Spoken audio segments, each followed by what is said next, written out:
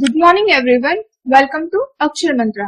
आज हम कक्षा 10 की हिंदी की पाठ्य पुस्तक स्पर्श से सीताराम सेक्सरिया द्वारा लिखा गया डायरी का एक पन्ना चैप्टर को पढ़ने जा रहे हैं, जो कि कुछ इस प्रकार से है। तो आइए लेखक के जीवन परिचय से शुरुआत करते हैं। सीताराम सेक्सरिया का जन्म 1892 में हुआ था और इनकी मृत्यु 1982 में हो गई थी। 1892 में राजस्थान के नवलगढ़ में जन्मे सीताराम सेक्सरिया का अधिकांश जीवन कलकत्ता में बीता। व्यापार व्यवसाय से जुड़े सेक्सरिया अनेक साहित्यिक, सांस्कृतिक और नारी शिक्षण संस्थाओं के प्रेरक, संस्थापक, संचालक रहे। महात्मा गांधी के आह्वान पर स्वतंत्रता आंदोलन में बढ़ चढ़कर हिस्सेदारी की। गुरुदेव रविंद्रनाथ ठाकुर, महात्मा गांधी, नेताजी सुभाष चंद्र बोस के करीबी रहे। सत्याग्रह आंदोलन के दौरान जेल यात्रा भी कुछ साल तक आजाद हिंद फौज के मंत्री भी रहे। भारत सरकार ने उन्हें 1962 में पद्मश्री सम्मान से सम्मानित किया। सीताराम सेक्सरिया को विद्यालय शिक्षा पाने का अवसर नहीं मिला। स्वाध्याय से ही पढ़ना लिखना सीखा। स्मृतिकरण, मन की बात, गीता युग, नई याद और 2 भागों में एक कार्यकर्ता की डायरी उनकी उल्लेखनीय कृतियां हैं। इसी के साथ लेखक का जीवन परिचय समाप्त होता है और अब पाठ प्रवेश की ओर आगे बढ़ते हैं। अंग्रेजों से देश को मुक्ति दिलाने के लिए महात्मा गांधी ने सत्याग्रह आंदोलन छेड़ा था। इस आंदोलन ने जनता में आजादी की अलग जगाई, यानी उम्मीद जगाई। देश भर से ऐसे लाखों लोग सामने आए जो इस महासंग्राम में अपना सर्वस्व न्यौछावर करने को तत्पर थे, यानी अपना सब कुछ देने को तैयार थे। 26 जनवरी 1930 को खुला भारत में पहली बार स्वतंत्रता दिवस मनाया गया था। यह सिलसिला आगे भी जारी रहा। आजादी के 2.5 साल बाद 1950 में यही दिन हमारे अपने गणतंत्र के लागू होने का दिन भी बना। प्रस्तुत पाठ में लेखक सीताराम सेक्सरिया आजादी की कामना करने वाले उन्हीं अनंत लोगों में से एक थे। वह दिन प्रतिदिन जो भी देखते, सुनते और महसूस करते थे, उसे अपनी निजी डायरी में दर्ज कर लेते थे, यानी लिख लेते थे। यह क्रम कई वर्षों तक चला। इस पाठ में उनकी डायरी का 26 जनवरी 1931 का लेखा जोखा है। नेताजी सुभाष चंद्र बोस और स्वयं लेखक सहित कलकत्ता के लोगों ने देश का दूसरा स्वतंत्रता दिवस किस जोश खरोश से मनाया। अंग्रेज प्रशासकों ने इसे उनका अपराध मानते हुए उन पर और विशेषकर महिला कार्यकर्ताओं पर कैसे कैसे जुल्म ढाए, यानी जुल्म किए, यही सब इस पाठ में वर्णित है।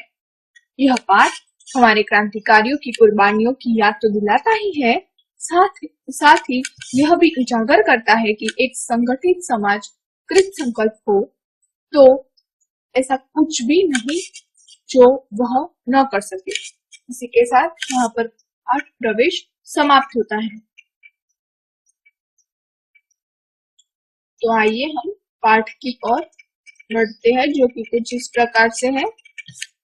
डायरी का एक पन्ना, 26 जनवरी 1931। कवि अपनी डायरी में 26 जनवरी का प्रसंग लिखा हुआ था, जो कि कुछ इस प्रकार से है। आज का दिन तो अमर दिन है। आज के ही दिन सारे हिंदुस्तान में स्वतंत्रता दिवस मनाया गया था और इस वर्ष भी उसकी पुनरावृत्ति थी, जिसके लिए काफी तैयारियां पहले से की गई थी। गत वर्ष अपना हिस्सा बहुत साधारण था। इस वर्ष जितना अपने दे सकते थे दिया था। केवल प्रचार में 2000 रुपया खर्च किया गया था।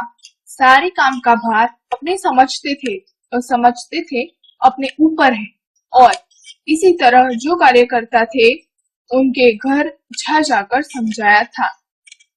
बड़े ब, बड़े बाजार के बड़े बाजार के प्रायः मकानों पर राष्ट्रीय झंडा फहरा रहा था, और कई मकान तो ऐसे सजाए गए थे कि ऐसा मालूम होता था कि मानो स्वतंत्रता मिल गई हो। कलकत्ते के प्रत्येक भाग में ही झंडे लगाए गए थे। जिस रास्ते से मनुष्य जाते थे उसी रास्ते में उत्साह और नवीनता मालूम होती थी। लोगों का कहना था कि ऐसी सजावट पहले नहीं हुई। पुलिस भी अपनी पूरी ताकत से शहर में गश्त देकर प्रदर्शन कर रही थी। मोटर लारियों में गोरखे तथा सार्जेंट प्रत्येक मोड़ पर तैनात थे। कितनी ही लारियां शहर में घुमाई जा रही थी। घुड़सवारों का प्रबंध था। कहीं भी ट्रैफिक पुलिस नहीं थी। सारी पुलिस को इसी काम में लगाया गया था। बड़े बड़े पार्कों तथा मैदानों को पुलिस ने सवेरे से ही घेर लिया था, यानी वहां पर वो सवेरे से ही मौजूद थे। मॉन्यूमेंट के नीचे जहां शाम को सभा होने वाली थी, उस जगह को तो भोर में 6 बजे से ही पुलिस ने बड़ी संख्या में घेर लिया था। भोर माने सुबह, पर तब भी कई जगह तो भोर में ही झंडा फहराया गया। श्रद्धानंद पार्क में बंगाल प्रांतीय विद्यार्थी संघ के मंत्री अविनाश बाबू ने झंडा गाड़ा तो पुलिस ने उनको पकड़ लिया तथा और लोगों को मारा या हटा दिया। तारासुंदरी पार्क में बड़ा बाजार कांग्रेस कमेटी के युद्ध मंत्री हरिश्चंद्र सिंह झंडा फहराने गए, पर वे भीतर न जा सके। वहां पर काफी मारपीट हुई और 2-4 आदमियों के सिर फट गए। गुजराती सेविका संघ की ओर से जुलूस निकला, जिसमें बहुत सी लड़कियां थी, उनको गिरफ्तार कर लिया। 11 बजे मारवाड़ी बालिका विद्यालय की लड़कियों ने अपने विद्यालय में झंडोत्सव मनाया। जानकी देवी, मदालसा, बजाज नारायण आदि भी गई थी। लड़कियों को उत्सव का क्या मतलब है समझाया गया। एक बार मोटर में बैठकर सब तरफ घूमकर देखा तो बहुत अच्छा मालूम हो रहा था। जगह जगह फोटो उतर रहे थे। अपने भी फोटो का काफी प्रबंध किया था। 2-3 बजे कई आदमियों को पकड़ लिया, जिसमें मुख्य पूर्णदास और पुरुषोत्तम राय थे। सुभाष बाबू के जुलूस का भार पूर्णदास पर था, पर यह प्रबंध कर चुका था। स्त्री समाज अपनी तैयारी में लगा था। जगह जगह से स्त्रियां अपना जुलूस निकालने की तथा ठीक स्थान पर पहुंचने की कोशिश कर रही थी। मॉन्यूमेंट के पास जैसा प्रबंध भोर में था, वैसा करीब 1 बजे नहीं रहा। इससे लोगों को आशा होने लगी कि शायद पुलिस अपना रंग न दिखलावे, पर वह कब रुकने वाली थी। 3 बजे से ही मैदान में हजारों आदमियों की भीड़ होने लगी और लोग टोलियां बनाकर मैदान में घूमने लगे। आज जो बात थी वह निराली थी, यानी सबसे अलग थी। जब से कानून भंग का काम शुरू हुआ है, तब से आज तक इतनी बड़ी सभा ऐसे मैदान में नहीं की गई थी, और यह सभा तो कहना चाहिए कि ओपन लड़ाई थी। पुलिस कमिश्नर का नोटिस निकल चुका था कि अमुक धारा के अनुसार कोई सभा नहीं हो सकती। जो लोग काम करने वाले थे, उन सबको इंस्पेक्टरों के द्वारा नोटिस और सूचना दे दी गई थी कि आप यदि सभा में भाग लेंगे तो दोषी समझे जाएंगे। इधर काउंसिल की तरफ से नोटिस निकल गया था कि मॉन्यूमेंट के नीचे ठीक 4:24 पर झंडा फहराया जाएगा तथा स्वतंत्रता की प्रतिज्ञा पढ़ी जाएगी। सर्वसाधारण की उपस्थिति होनी चाहिए। खुला चैलेंज देकर ऐसी सभा पहले नहीं की गई थी। ठीक 4:10 पर सुभाष बाबू जुलूस लेकर आए। उनको चौरंगी पर ही रोका गया, पर भीड़ की अधिकता के कारण पुलिस जुलूस को रोक नहीं सकी। मैदान के मोड़ पर पहुंचते ही पुलिस ने लाठियां चलानी शुरू कर दी। बहुत आदमी घायल हुए। सुभाष बाबू पर भी लाठियां पड़ी। सुभाष बाबू बहुत जोरों से वंदे मातरम बोल रहे थे। ज्योतिर्मय गांगुली ने सुभाष बाबू से कहा, आप इधर आ जाइए। और सुभाष बाबू ने कहा, आगे बढ़ना है। यह सब तो अपने सुनी हुई लिख रहे हैं, पर सुभाष बाबू का और अपना विशेष फासला नहीं था, यानी कोई ज्यादा दूरी नहीं थी। सुभाष बाबू बड़े जोर से वंदे मातरम बोलते थे। यह अपनी आंख से देखा। पुलिस भयानक रूप से लाठियां चला रही थी।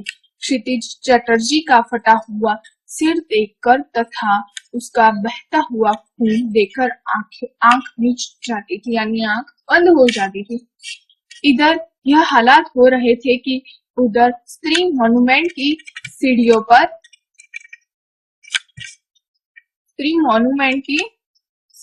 पर चढ़ झंडा फहरा रही थी और घोषणा पढ़ रही थी। स्त्रियां बहुत बड़ी संख्या में पहुंच गई थी। प्रायः सबके पास झंडा था। जो वॉलंटियर गए थे वे अपने स्थान से लाठियां पड़ने पर भी नहीं हटते थे।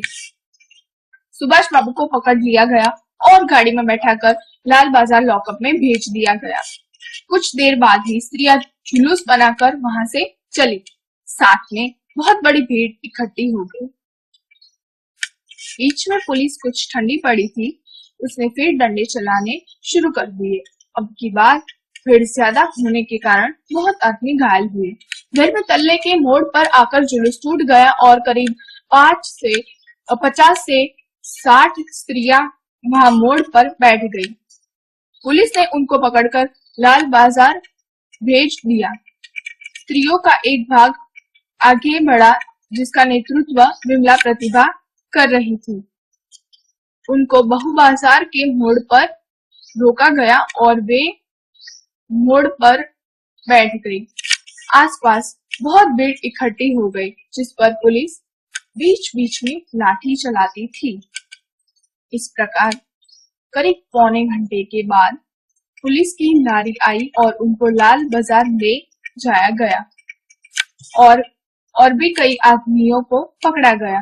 ब्रिजलाल गोयनका, जो कई दिन से अपने साथ काम कर रहा था और दमदम जेल में भी अपने साथ था, पकड़ा गया। पहले तो वह झंडा लेकर वंदे मातरम बोलता हुआ मॉन्यूमेंट की ओर इतने जोर से दौड़ा कि अपने आप ही गिर पड़ा और उसी एक अंग्रेजी घुड़सवार ने लाठी मारी, फिर पकड़कर कुछ दूर ले जाने के बाद छोड़ दिया। इस पर वह स्त्रियों के जुलूस में शामिल हो गया और वहां पर भी उसको छोड़ दिया। तब वह 200 आदमियों का जुलूस बनाकर लाल बाजार गया और वहां गिरफ्तार हो गया।